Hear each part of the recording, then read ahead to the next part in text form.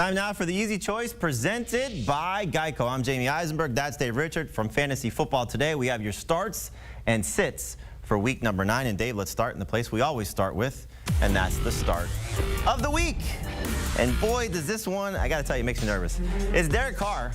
And part of the reason we're going with Derek Carr at the start of the week is not only does he have a good matchup, we'll get into that in a second, quarterback stinks this week. It absolutely is atrocious. He can score 15 fantasy points. He might be a top 10 guy. I'm expecting to be above 18 fantasy points, which should make him a top 10 guy. If he gets anywhere above 20 fantasy points, he may challenge to be a top 5 guy. There's just so many of the quality quarterbacks either hurt or missing. 4 teams on a bye, no Kirk Cousins, no Justin Fields, most likely no Matthew Stafford. And hopefully Carr can stay consistent with what he's done. 18.3 fantasy points per game or more in 4 straight games. 3 straight games of over 300 yards passing. Finally over 20 fantasy points last week against the Colts when he got 22.3. And that's kind of about the average that the Bears are giving up, 23.1 fantasy points per game to the season to opposing quarterbacks. So I like Carr. I like Carr mostly by default. You know, we like to try players that are in the find players that are in the gray area, and he's usually as gray as they come. But you know what I think, Dave? You know, I like narratives. Yeah, I think sure. he wants to kind of stick it to the Raiders and everything that they're going through and say, guess what you're missing? You're missing a quality quarterback. He's got the Saints tied for first place, and the Raiders are clearly hitting the reset button. So I think it will be a good week for Derek Carr. I just don't know if it'll be an ultra-elite week for Derek Carr. I don't know if it's going to be an ultra-elite week for more than maybe like 3 quarterbacks this week. So I totally get where you're coming from. And if you're looking for 18 fantasy points, I think Carr is a great place to start. I like him better than Gardner Minshew. I like him better than C.J. Stroud. You know me, I'm kind of digging what Will Levis did last week, but I'll still start Derek Carr ahead of him. And yes, the Bears, they did not lose Jalen Johnson. He's still going to play in their secondary. And Montez Sweat's going to be their new pass rusher. That will make things a little interesting. This does make that matchup a little bit interesting. But how many points are the Bears offense going to put up? 10, maybe? So I think Derek Carr is going to have the opportunity to get a couple of touchdowns himself. Maybe the Saints score 21, 24 points, something like that. Carr will be good to go. He is a top 12 quarterback. I think he needs a second touchdown because, again, he's got 3 straight games with over 300 yards passing. Only one of those games, which was last week, with the second score. Keep Taysom Hill off the field. Threw a little dump off to Alvin Kamara like we saw last week. Hit a couple deep shots to Rashid Shaheed and hopefully Chris Olave. So, yes, it should be a good game for Derek Carr. Just keep your expectations in check. It's not going to be like what we had early this season when the starts of the week were top 5 at their respective positions. It will be closer to a top 10 finish for Derek Carr. Other starts that I have for this week, love the setup for Rachaad White. He's been a great pass catcher. 13 catches the last 2 weeks. That should continue to be a big role for him against the Texans. We'll talk about Darrell Henderson in a second. Josh Downs has been on fire. Love the setup for him. And Nico Collins and Trey McBride, I think, will play well. Collins coming off a bad game. We'll talk about that in a second. Let's start with Darrell Henderson, Dave, because a lot of people are scared to start him, understandably so. Matthew Stafford's either going to be playing hurt or not playing at all, so you could be looking at Brett Rippon as the quarterback. But the thing I like about Henderson is kind of the thing I've liked about him for the last couple of weeks. I think it's the system. I don't know if it's so much about his talent. I think it's going to be how they use him. And I think we'll see Sean McVay. We saw it last year. Remember, no Stafford. That's when Cam Akers took off. The run game was still very successful for the Rams. And this Packers run defense has been awful. They've just been 7th in terms of fantasy points allowed to opposing running backs. And 5 guys on the season have gotten over 12.6 PPR points per game. So Henderson, 11.5 PPR points per game in the 2 starts that he's made. Last week, big game in the passing, big role in the passing game, 3 catches, 54 yards on 3 targets. I think he's still a good number 2 running back. I think I'm on an island here with this. Well, Sportsline with me. You obviously don't share that sentiment. No, I don't. I look at him as more of like a borderline RB2. He and Royce Freeman, to me, they're almost the same guy, but I might prefer Freeman in non-PPR and half PPR. Hey, Henderson's gotten the job done in full PPR, and that's why he makes sense there. And you say it's part of the system. Is the system the same if Matthew Stafford isn't there? But again, I'll go back to last year. That's exactly but that was one guy dominating touches for them in Cam Akers. It wasn't 2 guys splitting like we've seen the last couple of weeks. Now, we'll see what the Rams decide because Royce Freeman has been a more efficient runner than Darrell Henderson. Henderson a better pass catcher, but they've been rotating series. They haven't necessarily been in rushing downs, passing downs role. We'll see what happens, but all that uncertainty along with a desperate Packers defense makes me a little bit more nervous than you are about Darrell Henderson. Desperate Rams offense as well, so I think they'll lean on probably both running backs, so maybe get some production from Freeman as well. Nico Collins coming off a miserable game last last week. The entire Texans offense was miserable last week. Start of the week, C.J. Stroud was unfortunately unproductive. But I think Collins will bounce back in a big way this week. It's a good matchup for him. I think we'll see the Tampa Bay defense continue to struggle. Last 3 games, they've allowed 6 wide receivers, 6 in 3 games, to get at least 11.3 PPR points per game. So you'll see that, I think, is the floor for Collins. Now, will the Texans kind of go back to what they were doing prior to the bye, which is allowing C.J. Stroud to lead the offense as opposed to trying to run the ball like we saw against Carolina last week? Clearly, that matchup was favorable. This matchup, I think, is certainly more favorable through the air. So Stroud should bounce back, and this is still his go-to guy.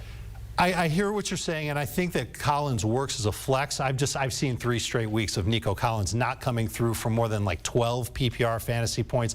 That makes me a little bit nervous, and I agree, the Texans have to do something different, and they cannot run the ball very effectively at all, and they won't be able to run the ball, so more should fall on C.J. Stroud's shoulders, but I think he diversifies a little bit more. Dalton Schultz should get a little bit more involved. I hate Dalton Schultz this week. We'll talk about that in a second. A tight end I do like this week, and it really goes against what the matchup should suggest and the situation should suggest, is Trey McBride, because he's got a new quarterback with Clayton Tune stepping in for Joshua Dobbs. No Kyler Murray, at least for 1 more week.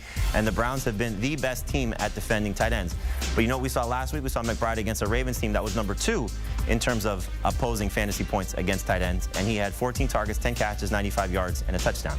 The Cardinals throw to their tight ends. They lead the NFL in tight end targets. That was with McBride and Zach Ertz. And now Zach Ertz, as we saw last week, not part of the offensive game plan because he's on IR. So McBride should continue to be a go-to option for Tune as long as he can withstand the pass rush and continue to just do what this offense has done. I think McBride will still fall into good, if not great, production. So an easy guy to start. I think we're all in agreement that he's a good start, just a matter of how much you want to buy into it. As you see, we all have him as a top 10 option for this week. All right, Dave, let's take a look at your starts for this week here. You got a quarterback in Sam Howell coming off his best game of the season as they sort of surprised the Eagles with how that offensive game plan unfolded. Gus Edwards, Zach Moss at the running back spot, Chris Godwin and David Njoku as pass catchers here. Let's talk about Howell, Dave, because again, 38.9 fantasy points, his best performance of the season.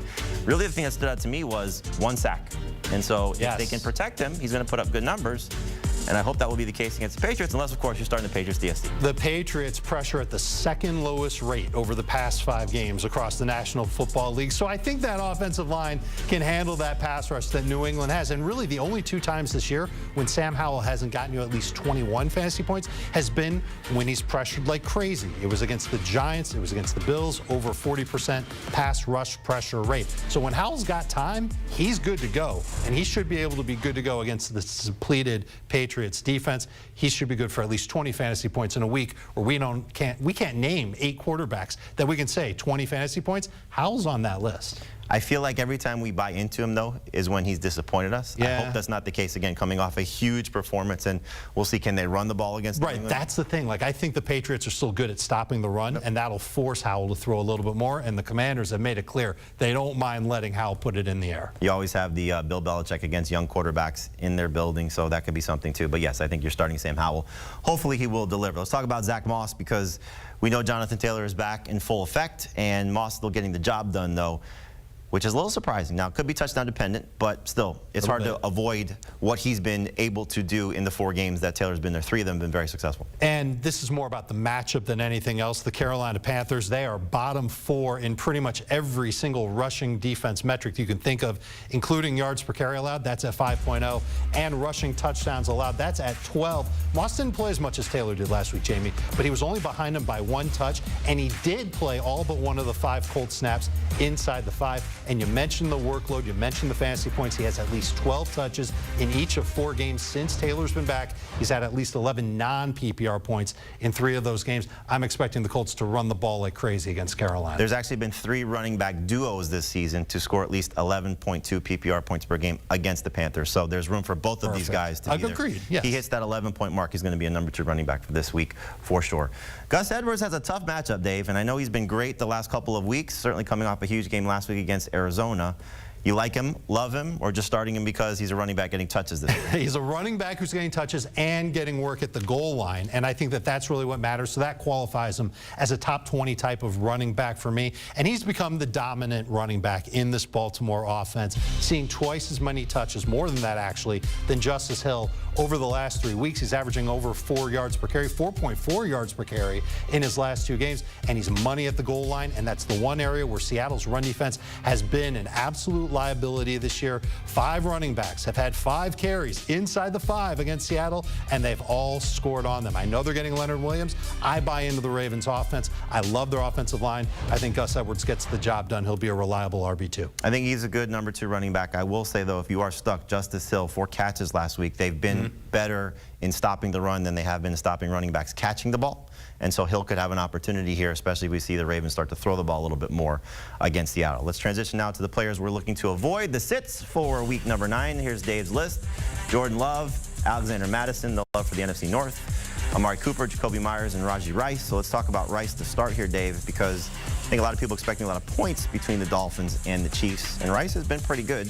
You just don't like him as a number 3 receiver, not a number 4 receiver, not a number 2 receiver. Where are you looking? I like him on my bench. That's where I want to keep him this week. I know we're missing a lot of wide receivers. If you need him as a bye week replacement, I get it. You could go from there. But I think the Dolphins defense is going to give the Chiefs trouble. Secondary is at full strength for Miami. The pass rush is too. Rice had a season-high snap rate last week, but a season-low ADOT, 3.4 yards per attempt. That makes me nervous. If that continues, you're going to need a lot of volume. His target share has been below 16% each of the last 4 weeks. I do like the setup, though. We'll see if Xavier Howard is able to play. He's trending in the right direction.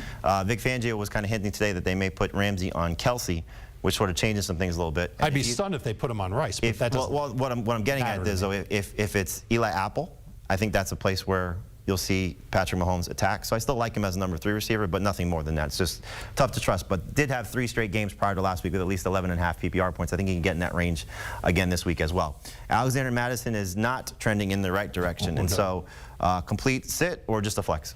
If you want to flex him in a non-PPR league or a half PPR league, I guess I won't fight you on that, but I'm not really excited about him, and I'm worried that he's going to lose his job. The matchup isn't even the issue here. It's his poor efficiency. He's splitting reps with Cam Akers. Now tack on an inexperienced quarterback with a track record of not throwing to his running backs in college, and it figures to be tough for him to be better than he's been. Jamie, he's been under 50 total yards in 3 of his past 4 games. He has yet to score a rushing touchdown this year. I cannot feel good about starting Alexander Mattison. Yep, backup quarterback's not going to help either, so we'll see. Even though the loss of Grady Jarrett on the Falcons defensive line will be felt, I don't know if Madison is in the right spot to take advantage of it. Jacoby Myers has a quarterback change as well, coaching change as well, a lot going on in Las Vegas. We saw 1 game with Aiden O'Connell and Jacoby Myers. It wasn't great. I don't know if that's the overall expectation of what we're going to get moving forward, but it could be bad for Myers in the short term. Well, I think just in the first game back, the Raiders would be smart to keep things simple, and that's just run the ball with Josh Jacobs and throw the ball like crazy to Devontae Adams. Make that guy happy, and they should be able to be okay at doing that against the Giants. I actually think the Giants defense has been playing well lately. They haven't taken on excellent offenses, but this isn't an excellent offense, and this certainly isn't an excellent quarterback. But here's the problem that I've got with O'Connell. 59 dropbacks, he's targeted Myers 6 times. So there's like a 10% target share. That's what it is. I expect it to get better as O'Connell gets better, but he seems to be leaning on the running backs as a check down option when he's been under pressure. The Giants will be putting him under pressure. And number 1 receivers have absolutely dominated the Giants defense, and hopefully still Adams in that role. Sits for me for this week. Got 1 running back here in Deontay Foreman, 3 receivers in London, Marquise Brown and Christian Watson, then Dalton Schultz. As I told you, I'm not very fond of him for this week. We'll get into that in a second. But Deontay Foreman, as we saw last week with Roshan Johnson back, it was more mouths to feed. Darrington Evans still getting work as well. And Foreman, I just don't love the setup for him with what they're facing against the Saints. Very good against opposing running backs. Foreman not going to be a factor in the pass game. If he doesn't score, we know the story time and time again. He's going to leave you disappointed. Christian Watson has been miserable the last 2 weeks. 6 catches for 60 yards on 13 targets, not connecting with Jordan Love. We're seeing Jaden Reed have better production. Romeo Doubs have better production. Watson, I think, just has to prove himself first before he can establish himself as a number 2 receiver for you. And then Dalton Schultz, Dave, as I told you, I don't like the setup for him. Last week we saw Tank Dell back. And this Bucs defense has been great against tight ends for everybody except for Dalton Kincaid. TJ Hawkinson, Cole Kmet, Dallas Goedert, Sam Laporta, Kyle Pitts, they're all pretty good. All 47 yards receiving or less against Tampa Bay. I think Dalton Schultz is in trouble. He needs an excellent amount of targets. I don't think he's getting that from Stroud this week, so I would try and sit Dalton Schultz. Make sure you check out our Fantasy Football Today podcast, wherever podcasts are found. We help you dominate your fantasy leagues because that's what we do. Dave is going to tell us tomorrow a story that Adam Mazer told us today about somebody wanting to do something at his house during trick-or-treating. We'll go into a little bit more in depth on that. That'll help you win your leagues. Well, it'll help you be entertained. It'll help you entertained, Dave. It's not always about just the fantasy football stats. It's about being entertaining. So check it out, the Fantasy Football Today podcast, wherever podcasts are available.